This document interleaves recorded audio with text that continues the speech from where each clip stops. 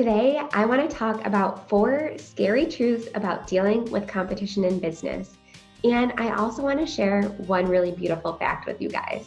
Now, if you've been to my channel at all, or you're a subscriber, or if you've watched any of my videos before, you'll know that I usually am a little bit more formal, but I really just wanted to talk to you guys about this today because it's something that I deal with constantly, and it's something that took me a really long time to get a grip on.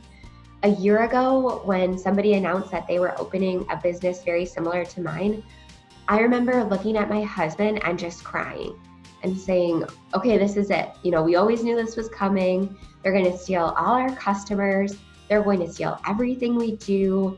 We're not going to be able to book any birthday parties. Everyone's going to want the new thing. And looking back, they just closed last week, and that couldn't happen any further from the truth. And I'm going to tell you exactly why that happened and exactly why I don't worry anymore and why you shouldn't either.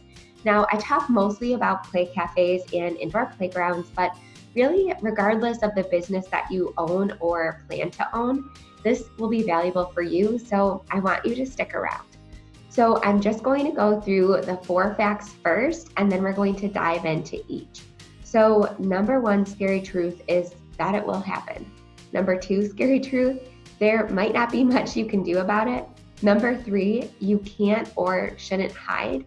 And the 4th and last scary truth is that you really can't expect your customers to be loyal in this business.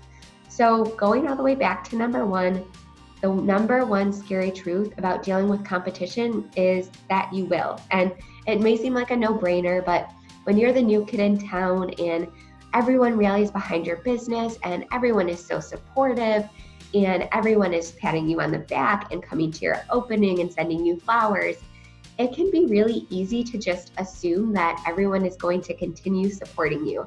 And that's just not true. The fact of the matter is that no matter what industry you're in, if you come in and have success, people are immediately going to recognize that, and they're going to start wanting it for themselves. And they're going to start slowly reverse engineering your process and trying to copy you. Now, since we opened 3 years ago, we've had 4 copycat businesses either open or come pretty darn close to opening. And when I say copycat business, I don't necessarily mean that in a negative way, meaning that they stole everything from us or anything like that. Basically, what I mean by a copycat is their business is about the same size, that they use the same messaging. So they use the phrase play cafe or any of our language that we use on our website. And they offer the same type of customer experience. So in our case, it's imaginative play. So not included in those 4 that I mentioned are trampoline parks, bounce house places, things like that. I don't consider those copycats or even direct competitors because while the same family may enjoy a trampoline park and also our play cafe, we offer 2 completely different customer experiences for both open play and birthday parties. So again, not only do I not consider them copycats, I really don't even consider them direct competition. So we've had 4 either open or come pretty darn close to opening. The first one that opened was the one I mentioned about a year ago, and they already closed. And again, a year ago, I just looked at my husband and I cried. And I was like, all right, this is it. This is, our going out of business time, and I'm going to throw in the towel. And he looked at me and he said, Michelle, that's not how you should think about it. You need to just be yourself. You need to keep doing what you do, and you need to do it even better.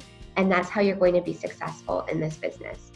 And gosh, I should have listened to him. And we're going to talk a lot more about that. But I just wanted to give props out there to my husband because he was absolutely right. I should not have worried about it.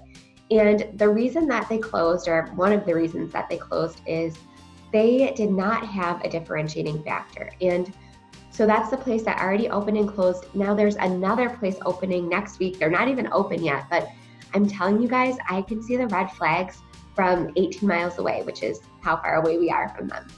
But so going back to the first place that opened and then closed in less than a year, they didn't find their own differentiating factor. They literally copied ours directly from our website. And what I mean by that is they offered, again, the same exact type of play. They used the exact same messaging. So they were eco-friendly, they were imaginative, they were Montessori-based. All of those phrases are very specific, all of which you can find on both of our websites. So instead of saying, okay, we're going to open a place and make something of our own and just own it and claim that niche, they just kind of try to come into ours and take our customers. And if you've watched any of my videos before, I mention a lot a competitor that's about 30 minutes away from us, and instead of 2,500 square feet, which is what we are and which is what the competitor is that opened, this other place is 14,000 square feet. They have a completely different type of play. They have a huge water table, which we don't have, and we have always happily coexisted and even partnered with each other. I bring my kids there all the time, and it's because they chose their differentiating factor. So instead of the Montessori-based small format imaginative play, they do a lot more gross motor play. They do sensory play with sand and water, and that's their thing. And I would never take that away from them, similar to the fact that they would never take our type of play away from us. And they figured it out and they're successful. Again, they found their niche and they own it. We found our niche and we own it. When somebody comes in and tries to reverse engineer a concept and do the exact same thing, unless they offer a superior product or a superior space, it's just not gonna cut it. And that's exactly what happened with this place that opened. So they opened the exact same concept, exact same messaging, only they made a couple key mistakes. It was opened on the lower level of a house, so they just couldn't offer that same premium play experience that we were able to provide our customers, because again, we had a completely custom build out. We have the best of everything. We have custom built playhouses, and we really went all out in terms of our play area and build, because again, we knew that our customers were going to want more of an upscale experience, especially if we were going to charge an upscale price. So again, they took our messaging and our pricing and all that good stuff, but they did not offer a premium play experience. So instead of kind of owning the fact that their space was cozy and it was inside a house and, really just taking that and running with it, they again just used the same messaging as we did, and it didn't work. So again, I recommend, if you're dealing with competition, to just stick with your differentiating factor and make sure your space is designed around that and just own it. So what I did when she opened was, well, first of all, I panicked, but next I really just said, okay, what makes us different from them? What can we offer our customers that they can't offer? And I just ran with it. I did live videos, I did blog posts, I did Facebook posts, I did behind the scenes pictures. I ramped up our birthday party advertising, because that's really what differentiates us from them.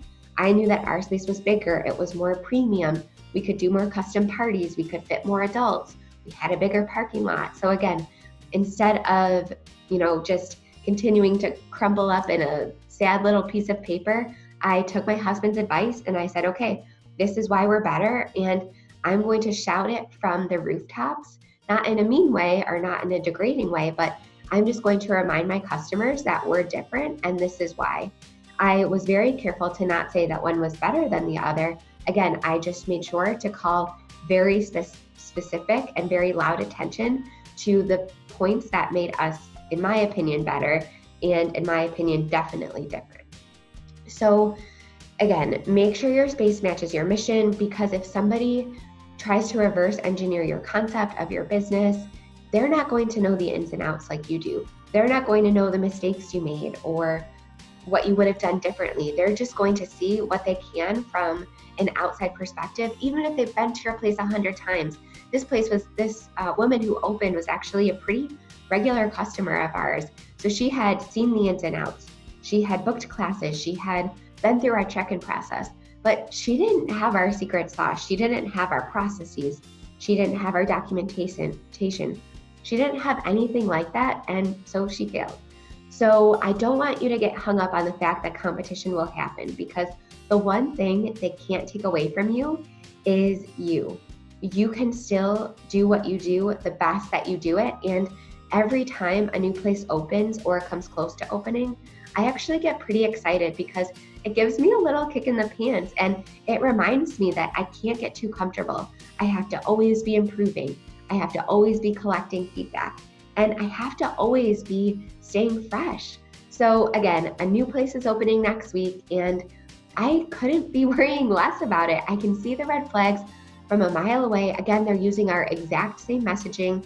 There are full paragraphs that are direct copy and paste from our website, but I'm not worried about it. I didn't even bother sending a cease and desist letter or anything like that because I already know that their space can't provide the same experience that we can, and it's not going to take a lawyer to, have their success or failure.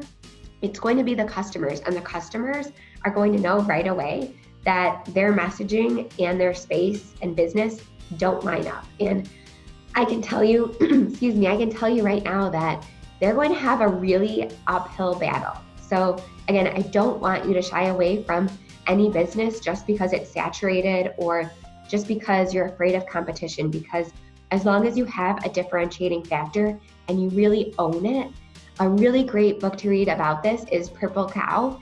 So again, it's all about finding your purple cow, what makes you different, what makes you better, what makes you provide a different experience that nobody else can provide. As long as you do that, you're going to be just fine. Now, this actually leads up into the second scary truth. There might not be anything you can do about it. So there's really a lot of gray area with intellectual property and copyrights and all that sort of thing. Now, when the first place opened that has since closed, I actually had a lawyer get involved because they had copied so much directly from our website, and it was expensive. It took a lot of time. And this time, even though they did the same thing and copied huge chunks off of our website, I'm just going to let it ride because, again, it's all about the customers. The customers are going to notice right away that not only did they copy us, but that their messaging, again, doesn't line up with their space or their business model. So again, there might not be anything you can do about it. You might be able to have legal action, but again, it's a gray area. So even if they took direct chunks from your website, they could have changed the words just enough to leave you unable to pursue any legal repercussion. So there's some myth out there that one business can't copy the other, but if you ask any lawyer, that's really not true. Yes, you might be able to make a case, again, for intellectual property, but these are very hard to prove and very expensive to prove. So my recommendation, if somebody copies you in this way, unless they're really infringing on your intellectual property or your materials, or they're taking something that took you a lot of time and money to write, I would just let people figure it out for themselves. And that's what I'm going to be doing about it. So now that brings us to number 3. The number 3 scary truth is that you can't or shouldn't hide. So what I mean by that is a lot of people like to hold all of their business information, their menu, their pricing, their birthday party packages, all that stuff really close to the vest because they're afraid that people will steal it. But every piece of information that you're hiding from your competition, you're also hiding it from your customers. So I challenge you to just let go of that and put information out there freely and let everybody know exactly what you offer. Post tons of pictures, post tons of tips, post all of your pricing information, post all of your booking information, and be sure to let them in a little bit behind the scenes to tell them, I work really hard on this business and this is all of the stuff that goes into my hard work. Now, that's not saying that you have to give your secrets or your documentation or your employee training processes or anything that really determines your keys and is your key to success. I don't want you to give that information away. And if you're in Play Cafe Academy, you already have my keys to success and all of my secrets. But in terms of competitors, I don't want you to put all of that information out there. But anything that's important to your customers, I don't want you to hide, and I don't want you to be afraid to put it on your website simply because somebody could steal it. Because again, the people that can't come up with their own ideas or any originality don't often succeed anyway. So you can't run your business in fear. That is no way to live. It's no way to operate, and it's going to impede on your own success if you're constantly looking over your shoulder and constantly wondering, oh gosh, this information is so valuable, or this is so crystal clear, or, I really don't want to post this picture because I'm telling people exactly what my days look like. I'm challenging you to step out of that mindset because, again, you can't run your business in fear, and the people that are going to copy you aren't going to be serious competitors anyways, like I have found out time and time again. Now that brings us to our fourth scary truth. You can't expect your customers to be loyal. Now, if you're a course creator or you're an educator or something like that, and you really only have one or two products or something like that, then you might be able to keep your customers loyal. But when you run an indoor business, an indoor playground business, or a play cafe, you have to understand that your customers are going to seek different play experiences for different situations. So a great example is that 14,000 square foot competitor I mentioned. I bring my kids there all the time when I really just need them to run around, get tons of energy out, climb, jump, slide, play with water. And sometimes I just want to relax. So if I just want to relax and have a cup of coffee and meet somebody for a play date and have an actual conversation without chasing my kids around the climbing structures or making sure they're not climbing in the water table, which my 2-year-old has done, or making sure they're not throwing sand, then I go to my play cafe. So if I want that big gross motor experience where we can spend hours there and we pack a lunch and I know it's going to be, physically exhausting for me, then I go there and we love it. But again, if I want to have a play date or actually sip a cup of coffee or check my email or catch up on work, then I go to a smaller format play cafe like my own. So again, you can't expect your customers to only come to you. Their family has different needs and those can differ by the day, by the hour. So I want you to not get so worried about losing your customers. Just because you see your most frequent customers going to their play cafe or going to their business and supporting them, I don't want you to get defensive. I don't want you to feel betrayed because again, it's not personal. It's just that they might want a different experience. And even if somebody copied you and they have the same type of play, they have the same size space, they might just need a change of scenery and they just might be curious. They might want to check out the new thing in town.